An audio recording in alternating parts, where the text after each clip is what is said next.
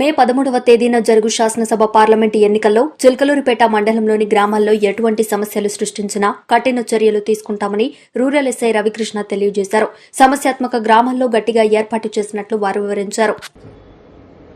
Chilakaluripet rural పరిధిలో ఉన్నటువంటి ప్రజలందరికీ తెలియజేయమనగా మే 13న జరగబోయే జనరల్ ఎలక్షన్లో ప్రజలందరూ మీ ఓటును మీరు స్వేచ్ఛగా మీకు నచ్చిన వాళ్ళకి ఓటు వేసుకోండి. ఎవరికి భయపడాల్సిన పని లేదు. ఎవరైనా మిమ్మల్ని ఓటు వేయకుండా భయపెట్టిన పరిస్థితులు కానీ ఇంకా ఎలాంటి పరిస్థితులు వచ్చినా వెంటనే నాకు తెలియజేయండి. అలాంటి వారి మీద మేము ఖచ్చితంగా చట్టపరమైన చర్యలు తీసుకుంటాము.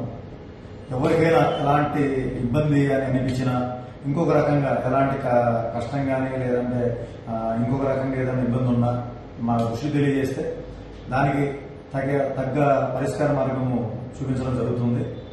అలానే ఈ మా police station rural police station పరిధిలో కొన్ని సమస్యాత్మక గ్రామాలు సమస్యాత్మక పోలింగ్ కేంద్రాలను గుర్తించడం జరిగింది.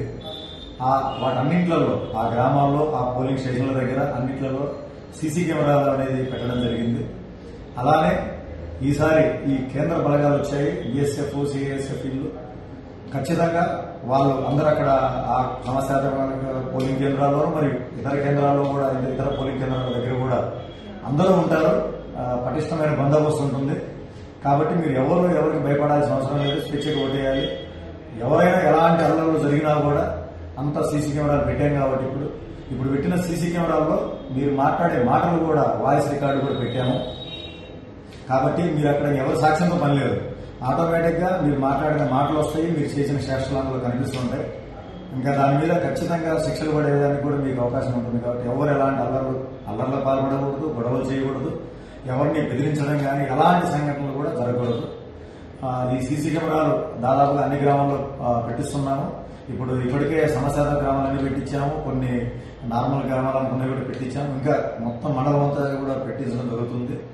ఈసారి సెంట్రల్ ఫోర్స్ కూడా ఉంది. స్ట్రెంత్ కూడా ఈ పోలింగ్ కేంద్రాల దగ్గర ఎక్కువ మంది ఉంటారు. కాబట్టి ఎవరు కూడా ఎలాంటి అల్లర్లకు పాల్పడకూడదు, ఎవరిని బెదిరించకూడదు.